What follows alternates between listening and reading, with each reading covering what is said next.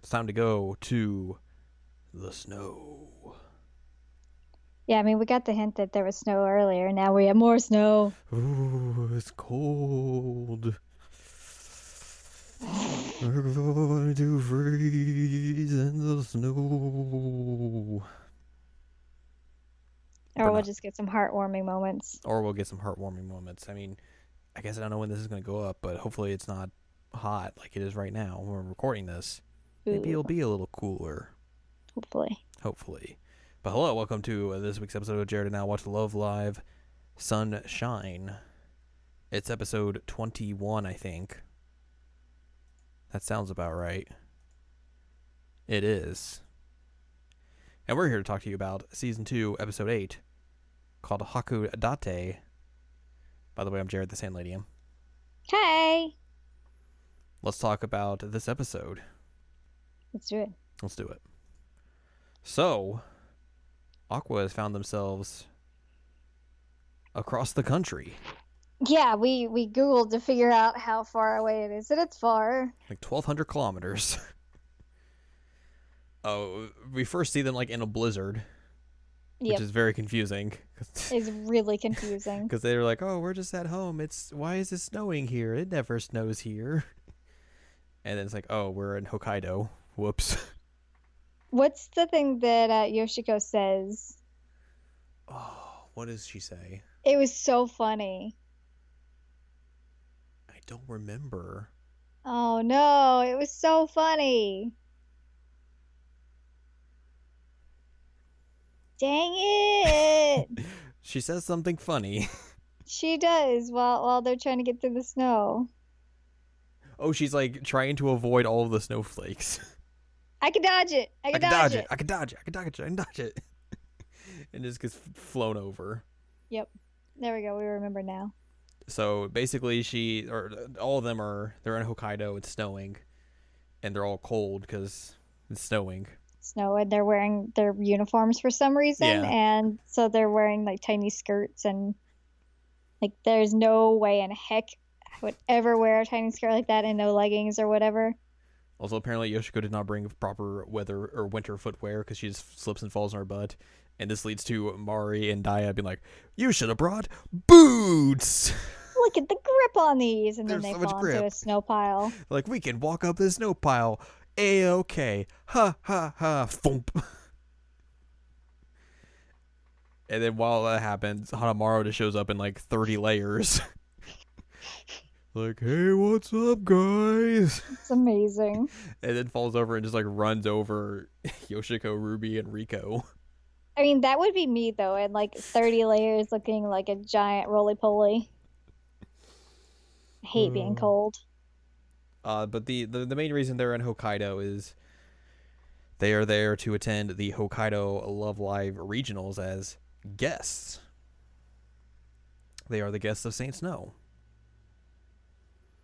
which they go to the building, they go to the dressing room and meet up with them, which is a weird scene Mm-hmm.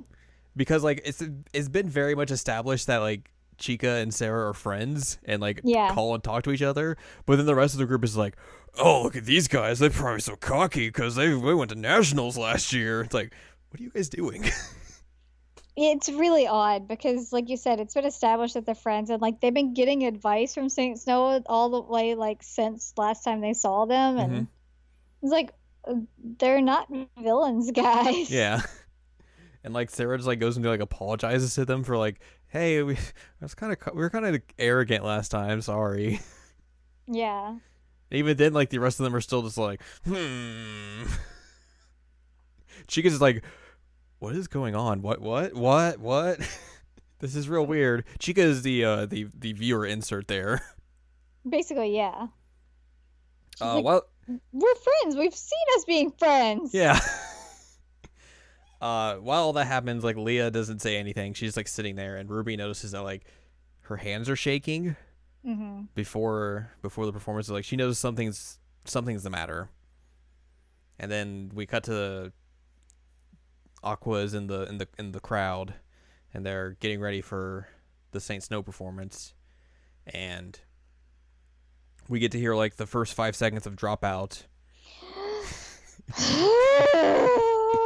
And then it I love cuts. Dropout so much.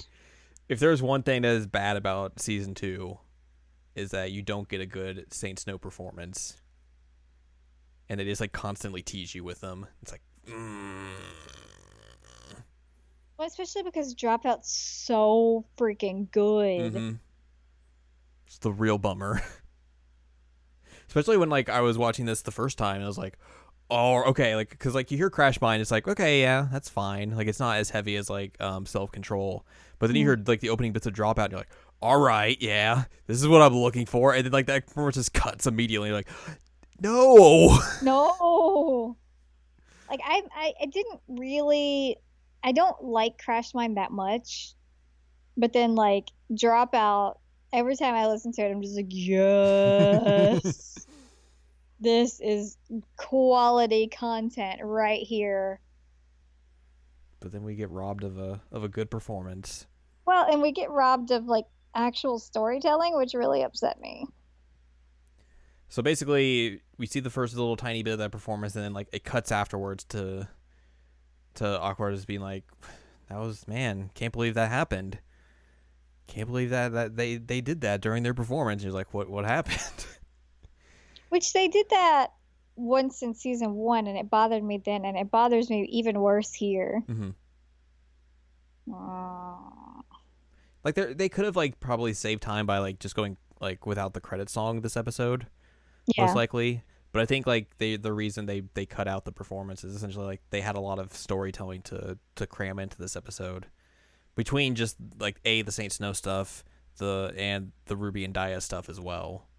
Yeah, it just makes it a little bit like more complicated for a little bit to follow along like what's Right, yeah. happening with Saint Snow. Like, showing me pictures of what happened and then like them saying, "Oh, it went terribly." Like, okay, but why? What happened? Like we Right. saw her hand shaking. We've heard it went poorly and we see some pictures, but like I need to see this kind of thing in order for it to like really have an impact on me. Mm-hmm. So like after that, they go to the dressing room, and basically they're like, there's these girls that are just there like, yeah, there was supposed to be like this post prelims thing, and then they were gonna meet up with us here, but then they jetted. So we learned like there that I believe basically we learned that essentially there was a mistake that happened in the performance, and I believe we see that here where they fall on stage, and that basically Yep. screws up the whole thing. And And then they also, can't sing because they fell and yeah. got flustered. And then one of the girls, I think, or someone mentions at some point that like there was a rumor going around that the two got into a fight before the performance. Mm-hmm. So we learn all that. Afterwards, they basically go out to sightsee in Hokkaido, and while they're out and about, they basically stumble upon like the restaurant that Sarah and Leah work at. Mm-hmm. Just out of the blue. Yeah. And basically, they just go in like, no one's here. Let's just go in. We'll wait. And then, while that's happening, Ruby just kind of like stumbles upon. She notices something's happening, and then basically finds Leah like in her room crying. Mm-hmm. Which is kind of just funny, like out of context. It's like Ruby just goes into his business and is like, well, let me just snoop around all these rooms and see what's happening. So they basically get like a meal there. Like Sarah's like feeds them, and they're like, oh, that's real cool. You get to work at this restaurant, yeah. And Sarah's basically trying to like kind of be low key about everything that happened, about the performance and everything, and like talking to them about like what her and Leah are gonna do after they're done with school and everything. Like how At one point, like Yoshiko gets punched in the head for like trying to bring up what happened. Yeah. And then basically like during that, Sarah I think kind of like mentions like, oh well, it's a shame that the performance in that way, but Leia's probably going to be able to keep the Saint Snow name alive and continue it on. And she's like, no, I'm not doing this. It's done. This Saint Snow is dead. And just like runs out. And she like looks at Ruby and gets like right up in her face, is like, if you tell anyone what you saw, you'll regret it. It's like, Jesus. She's ready to fight anyone. She is. She's feisty. It's like me, short and like ready to fight everybody. So they go off to like another restaurant after this, the Aqua group. This is where I think Hanamaru gets like a giant burger. Yeah, the whole like joke of this episode is that Hadamura just keeps eating and keeps eating and keeps eating. Yoshiko's like, "Are you just gonna unhinge your jaw to eat this?" But they're very confused, like what happened, and like Ruby's the one who understands exactly what Leah's feeling because she's kind of in the exact same situation, and inadvertently spills the beans of what she saw. It's like, oh, I bet Leah's just feeling upset because she can't perform with her sister. I saw her crying. Oh no, crap! I'm gonna get beat up. So she kind of just like runs out, and Daya goes after her, and those two kind of have a conversation of like Ruby kind of talking to her about like, hey, like I got into this because I wanted to perform with you. I knew this was like your dream, and I wanted to help you achieve that dream, but also just being able to perform and dance and sing with you has been great. And she's real bummed that like once Love Live's over, like that's it, that it's done. The third years are going to go on, and that means like Ruby's going to be separated from her sister, and she's real sad about that. But Daya is like, hey, like you've been doing incredibly well throughout this, and like I'm super proud of you, and I'm so happy that I've been able to share this with you. And basically kind of just like reassures her that like everything will be okay like once Daya leaves, and that she'll be able to like stand on her own. And then we go back to like the hotel, and like Yo and Chika are talking about like older sisters. And, like, Yo's like, what are your older sisters like? And Chika's like, I don't know, like I'm not really that close with them, but I guess I'm close with them. And then Yo's just like, huh, that's cool. It's so like casually dismissive about it. She's so very dismissive. Because he's just like, I don't have sisters. I'm like, whatever. I guess I don't understand. We cut to the first year's room, and Hanamaru and Yoshiko are just there, and Hanamaru's eating another burger. Another burger. And she's like, isn't that the one we got for Ruby? Well, she said she wasn't hungry. Like, what are you doing? So we find out Ruby just kind of like bolted and has left, and then she goes off to the restaurant of Saint Snow and finds Leah and is like, hey, I want to talk to you about something. So she pulls her away from work, and is like, they're walking through Hokkaido, and Leah's like, I'm still kind of, I was kind of working, like I still got work to do, like where are we going, what do you want to talk about, like this is real weird. And then basically Ruby kind of gathers up the courage to be like, to kind of explain her situation to Leah, to like be like, hey, like I totally get what you're feeling, like I completely understand it. But then it just turns into a competition of like, well, my sister's cool. No, my sister's cool. And just my so sister on and has so better forth. fashion taste. Well, my sister can do this, and my sister can do this. Like there was one thing about like traditional Japanese dance, and it was like, what does that even matter? It's very similar to being an idol. It was good. But they have like that argument, and basically through it, they realize like, hey, Leah kind of figures that Ruby like definitely knows what she's feeling, and the end of this episode ends with like them two coming together to be like, why don't let's do something that only we could do. Let's make a song together and make it for like our sisters, and to show them like how much we appreciate them and all that. Sister tribute song. Yep. And that's how we end this episode. And it'll be a chance to make up for the performance of Saint Snow. It's true. Even though they didn't give us the performance. Best song. I mean, I'm equally bummed about that, so I feel you.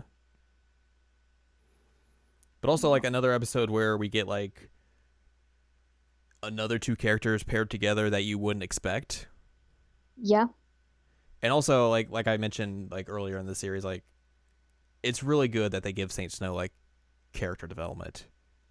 Yeah, and I mean that's one thing that I've really appreciated is that they didn't make them just like straight up villains. Like the first time they ever met him, they were like, you know, you're not serious enough to do this. And then since then, like they've been like giving advice to Chica and like talking them through things. And you know, at this point now they're like very well fleshed out characters, especially considering that they're technically even just side characters. Right. And it's way better than like they did in the first series where the rival group was just kind of there for the most part. Like they did not get this much character development at all.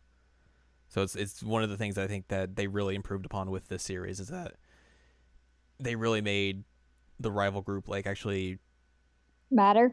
Yeah, exactly. Let's talk about some notes. Let's do it. Notes. The ending credits characters were Ruby and Daya, which we mentioned a few episodes ago. Of like, oh, one of the notes was like, well, Daya should have been the one for this episode, but she was saved for a future episode, and this is that future episode. Mm-hmm. The burger that Hanamaru ate was based on a real-life foot-long burger created by the Lucky Perro restaurant. The lucky dog? I guess so. Hmm.